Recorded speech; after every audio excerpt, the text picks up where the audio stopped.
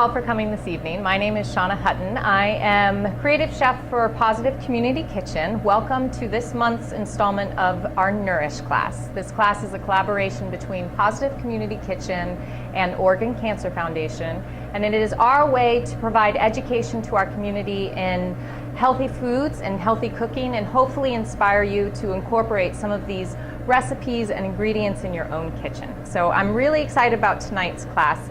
Tonight we're really going to be talking about cooking for a busy life. We all get stressed, we all get busy, and it's in those moments that we find it very hard to cook and eat in a healthful way.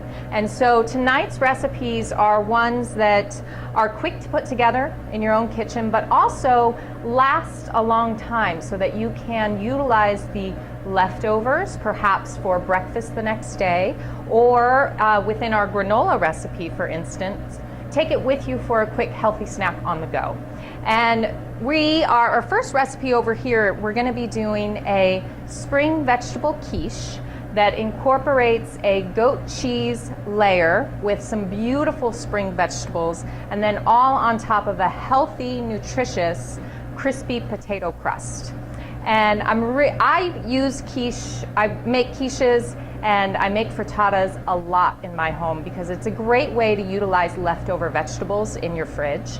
If you have a few vegetables that are on their way out, it would be great this is a great recipe to incorporate those vegetables in. So I have some wonderful spring vegetables, but like I said, if you're cooking in summer, if you're cooking in fall, and you want to mix up the vegetables that you utilize in this recipe, feel free, because it's a great way to rid your fridge of all of vegetables that you have just lying around. So to get started, we're going to be starting with our potato crust. And I have some onion here that I'm going to grate. And onions are in the allium family. Onions, as I grate this up, I'm just using a box grater here. And what this does, instead of chopping, is it really breaks down that onion so it incorporates into the potato a little bit more seamlessly into your crust. So once you have grated your onion, and be careful of your fingers here. I'm going to pull my fingers back just a little bit. Yes, so all of the recipes that are provided tonight are on a website called nourishfoodforlife.com. And so throughout the recipe, if I don't give you the quantities of the ingredients, you can feel free to go there and use that as a resource as well. So it's nourishfoodforlife.com. So continue grating my onion here. And this onion, as you grate it, the one thing that won't help you get that crispy crust is that moisture that collects on that onion. So what we're going to do is we're going to take our onion from here, and I have a bowl right over here that I have lined with a dish towel. Now potatoes, they kind of get a bad rap, really, and it's not really the potato's fault. It's mainly the unhealthy fats that the potato is served with that make it an unhealthy food choice. Potatoes in and of themselves are high in fiber, they're low in calories, and they have some great cancer-fighting nutrients within them. So they're a great vegetable to incorporate within your diet as long as you're cooking them in a healthy way. So I'm going to take this potato and also do the same thing. I'm grating it, breaking down that flesh. Now, if you notice, I'm not peeling it. The one rule of thumb I have with vegetables, if you can eat the skin, you eat it. Especially if the skin is a different color than the flesh, because that means it has completely different vitamins and nutrients that are contained within that skin. So when you see the recipe all come together, grating this down, you won't hardly notice that you have that skin on there, and it's very, very nutritious for you. So when in doubt, leave it on, is really. So we're going to grate this. And really you only need about one potato for this.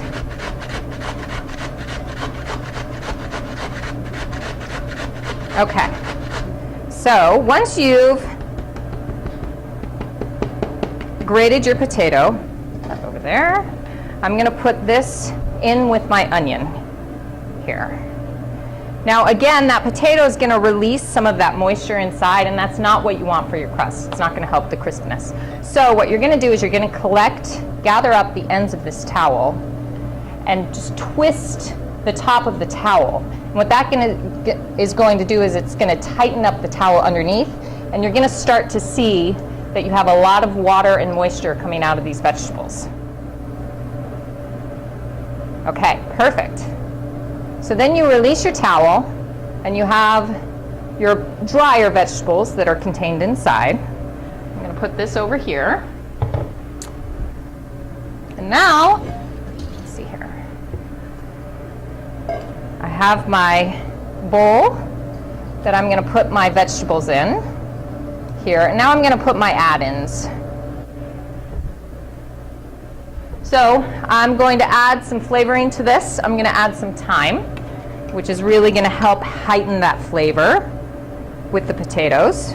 I would say about teaspoon and a half, somewhere thereabouts. If you like more, you can feel free to add more. If you like less, you can feel free to leave it out even. I've got some salt that I have here that's just a bit of salt. Now you want about a teaspoon of salt, and even though it looks like you're putting in a lot, that potato really soaks up a lot of that flavor, and so you want to put about a teaspoon in this mixture. And then I have about half a teaspoon of pepper. I also have some gluten-free flour.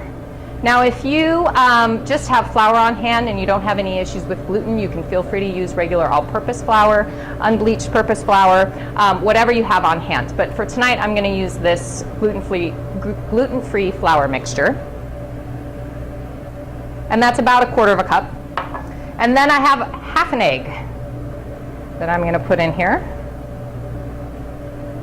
You can use the other half in the mixture that you're going to put for the quiche mixture.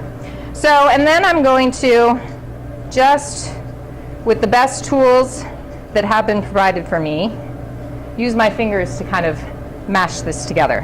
That gluten-free flour is going to help in drying it out. That egg is going to help to bind it. So what you're left with here is a sticky consistency. And you can use a pie plate if that's what you prefer to use it in. I'm using this baking dish here. And I'm going to help myself out a little bit as far as service is concerned, and just spray this down with a little bit of olive oil. And so then I take my potato mixture and I put it into my baking dish, and I'm going to press it down. So I've got my olive oil in there. I'm going to start with my leek. Leek is in the same family as the onion, okay? And I'm going to cut it right where you have the white, and then it starts to get green. This portion of the leek from here on up tends to be a bit fibrous, so you don't want to incorporate that into your dish. So you can discard this. You can also put it into in your freezer if you're collecting vegetables for broth or something like that. You can include it that way. But from here, I have my leek. I'm going to slice it in half. And then you can see that, like the onion, it has layers like this. And so I'm just going to create strips by taking my knife and going across lengthwise, okay, like this. But what I'm not doing is I'm not going into the top piece, so it still holds together like that, okay? And what that does is it helps me while I'm chopping it up so that it doesn't start to flail around the cutting board.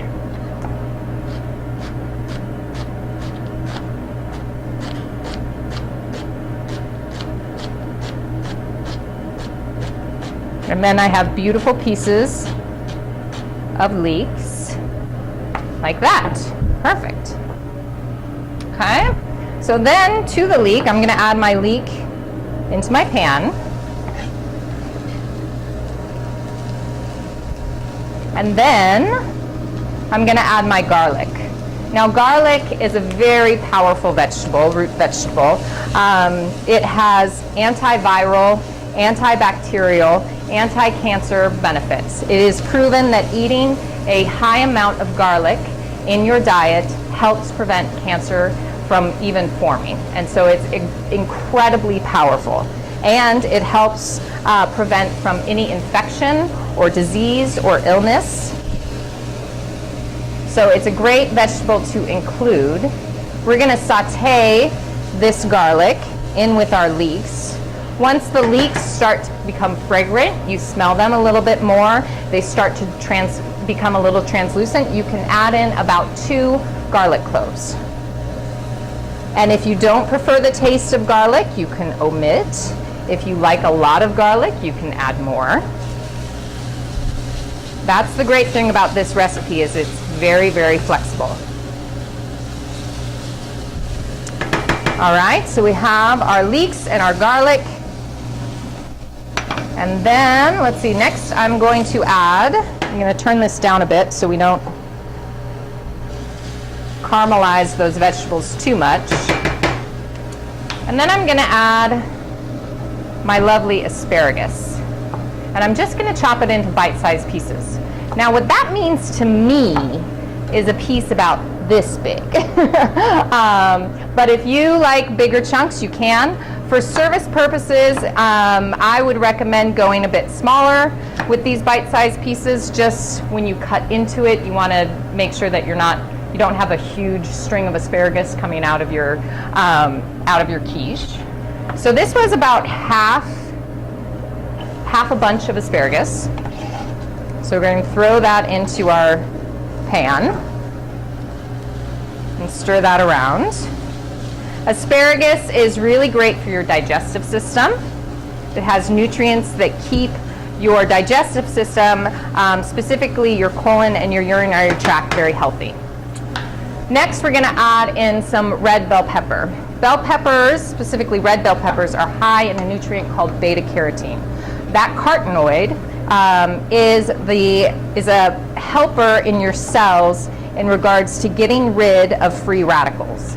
Free radicals, when they are able to link together in your cells, are what causes a lot of diseases to occur. And so if you can stop the process, the chain link process of those free radicals coming together, and that's what beta carotene does, so that's why it's so important to eat vegetables that are high in beta carotene, like bell peppers, carrots, things that are red in color, orange in color. It really helps stop the chain reaction of those free radicals. So we're going to add in our bell pepper. I'm going to turn up the heat just a little bit. I'm no longer hearing that sizzle. And we want to add about a half of a bell pepper. So I'm just dicing it up.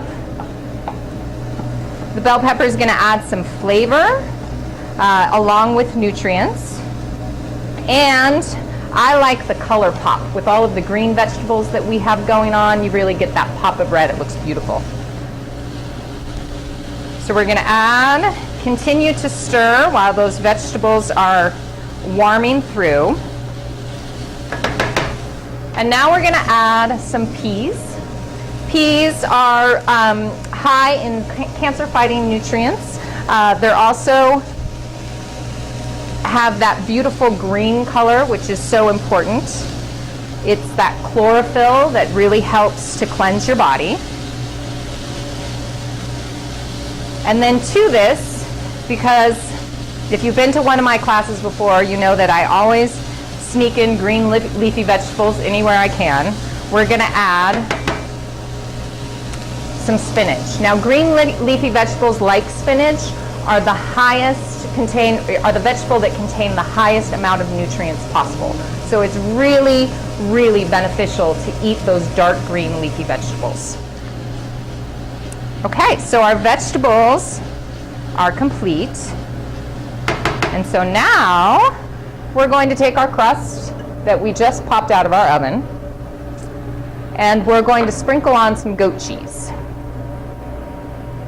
Now, if you for some reason didn't like goat cheese, you could use regular cheese of your choice.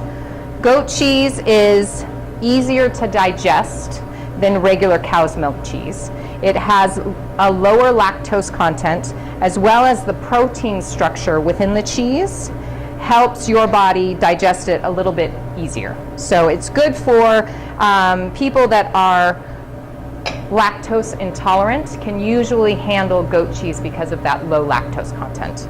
So I'm just going to rinse my hands real quick. And then, now that we have our base of our goat cheese, we are going to take our vegetable mixture. Look at how beautiful that is in regards to all of those brightly colored green vegetables and then that pop of red.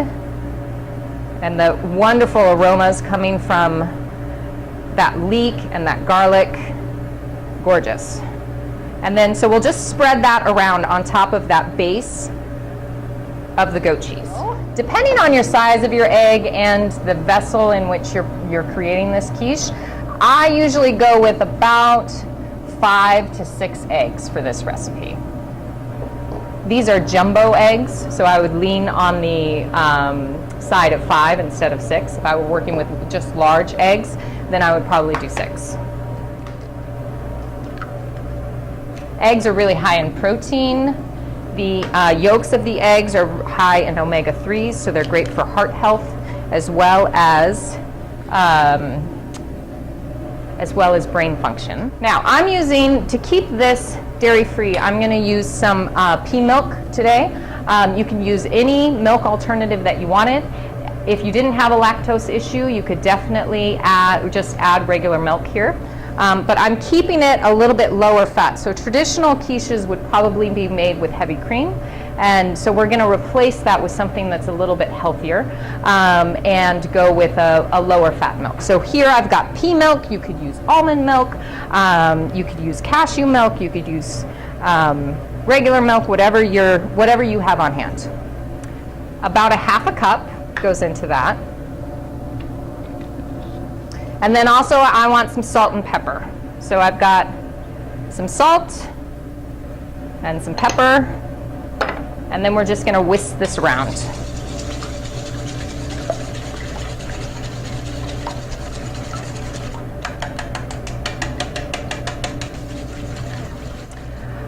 So we have our eggs here. We've seasoned our eggs, and now we're just going to pour this mixture over our crust and our beautiful vegetables, just like that. Gorgeous. And then your oven will be set at 350. You're gonna decrease it a little bit after you take out that initial crust that you made. And so you put this into your oven at 350. Usually takes about 20 to 25 minutes in order to get those eggs in the middle set. And then when you pop it out, you have a beautiful quiche like this. That's gorgeous. You can see all of those lovely spring vegetables that we have in there. Where this recipe really shines, I feel like, is the morning after you make it. If you make this for dinner, you put it in the fridge, and then you have breakfast ready to go. I love it because I usually have frittatas or quiches on hand, especially with our busy lifestyle. I'm rushing to get my girls off to school. My husband's rushing to get to work. Sometimes mornings can be very, very chaotic. And so just to have something on hand in the fridge, something that's nutritious, that you know is going to fill you up, and it's easy to take on the go. I mean, one of the, quiches are very easy to just pick up, especially with that crust on the bottom. So it's a really great on-the-go food as well for breakfast. So the next recipe that we're going to do is actually a granola recipe. Traditionally, granolas are made with sugar, possibly honey, maple syrup, but this we're actually going to reinvent it a little and use a date paste that's mixed with an almond butter to bind all of those delicious granola crispies together. So to get started, we're going to get started with our dry ingredients. I have about a cup of oats here. Oats, as I use a lot of oats, and oats have a specific fiber in them called beta-glucan. Beta-glucan significantly can help reduce your cholesterol levels and give you more of a healthy heart. All of these recipes that I'm making tonight are gluten-free. Oats on their own are gluten-free, but there's a lot of facilities, they're processing facilities that also process wheat. And so if that is a concern of yours and you have celiac disease or you're allergic or any of the concerns that you may have with gluten, it's important to buy gluten-free, because if you don't buy gluten-free, then it could be contaminated in other ways. So we have our oats here. We also have flaxseed. Flaxseed is really high in fiber. This is a flaxseed flaxseed meal. It's high in fiber as well as high in omega-3s. So again, healthy for your heart, healthy for your brain. To this, we're going to add some cherries. Now the dried cherries in here add that pop of sweetness that you're looking for. This recipe is not an overly sweet granola, and that's what I like about it. These cherries really help give you that impression that it's a little bit sweeter than it actually is, because when you bite into it, it really releases that sweetness. So we're going to add our cherries into here. We're also going to add some almonds. Almonds have those healthy omega-3s in them as well. This is about a half cup. And we're going to add some cashews. Cashews are actually the lowest fat nut that there is, and 80% of that fat is heart healthy fat. So they're a great snacking nut as well. So we're going to put those on our cutting board, and I'm just going to give them a light chop just to break them down just a bit. I want them to be recognizable within the granola, so I don't want to break them down too much, but I also don't want to break a tooth. So we're going to break them down just a little bit. Just run your knife through a few times.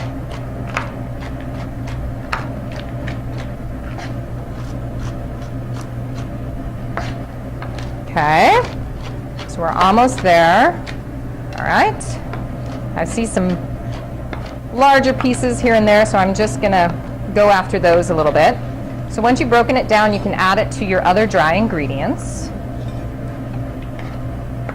And then I have some cinnamon. I'm gonna add about a teaspoon of cinnamon. You can add more, you can add less if you like the flavor, or if you prefer to go a little less on the cinnamon, that's your choice. I'm adding this amount of cinnamon to this because I really feel like when you take out the sweetness, you need to replace that flavor with something. And so what we're going to replace the flavor of in this granola is going to be cinnamon, and it's going to be vanilla. So we have our cinnamon in here. Now I'm just going to mix these dry ingredients together.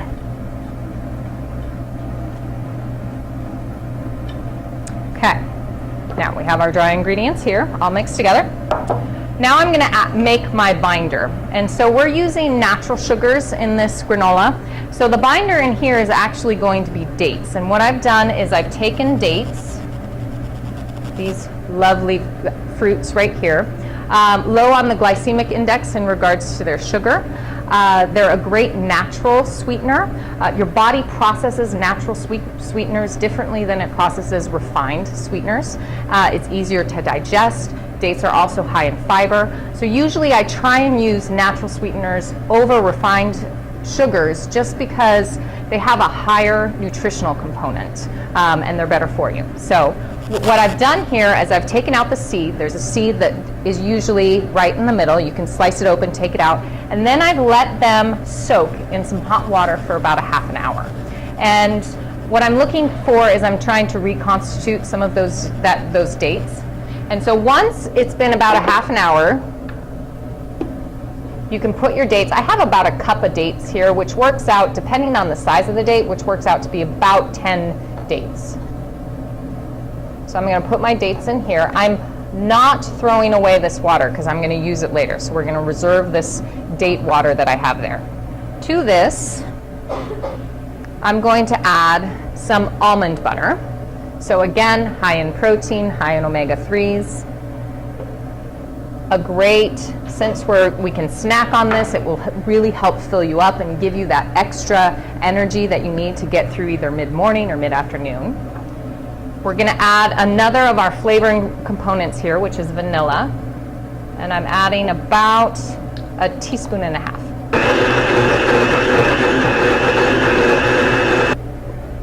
Excellent. Okay, and then we're just going to mix this through. And the smells coming from here are amazing. And what I have here is a baking sheet. What you do want to do is once this mixed through, you're going to put this on top of the parchment paper, like this, and then just spread it out so that you want one kind of even layer. What I love about granola is those larger pieces that you get. So I like to keep mine a little bit more clumped together. If you like smaller pieces that you want to put on top of yogurt or something like that, you can kind of spread it apart a little bit more. All up to you. All right, that looks pretty good to me. So then you're going to pop this into a 300-degree oven for about 25 minutes. Depending on your oven, I would start checking at 15 and go 5-minute increments from there on out, just to make sure that it's not burning. What you want is, you can notice that the oatmeal is starting to turn that really lovely shade of brown, but what you don't want is those cherries to turn black. So it's a fine line for sure. So this pops into the oven, and after about 25 minutes, nope, I just leave it. Yeah, I just leave it. You could if you wanted to, but I think it turns out just fine otherwise. So what you have is this lovely granola here. Now what's great about this recipe is you can really play with the flavors. So what you can do, and what I've done before, I've done somewhat of a southern apple pie, so in replacing the cherries with some dried apples, also increasing maybe just a little bit of that cinnamon component, and adding pecans instead of cashews. And that was a really lovely flavor profile as well. Another idea that I had was to do somewhat like a pineapple paradise one, where you replace the cherries with maybe some pineapple and some mangoes, and you keep the cashews and you put in some macadamia nuts, and I think that would be a lovely addition as well. So you can really, whatever you have on hand, whatever dry fruits you have on hand, you can really play with the flavors of this. You can add seeds if you want to, pumpkin seeds, pine nuts, all of that. Just the ratios just stay the same, but you just kind of play with what you have on hand. Well, I thank you all so much for being here tonight. It's amazing to see the familiar faces that I've seen in the past, and also those new faces that have come. I really hope you join us for next month. It is always the second Tuesday of the month that we have these classes, and you're always welcome. So thank you again for being here. I am so inspired to cook with you, and I'm just happy to be here. So thank you again.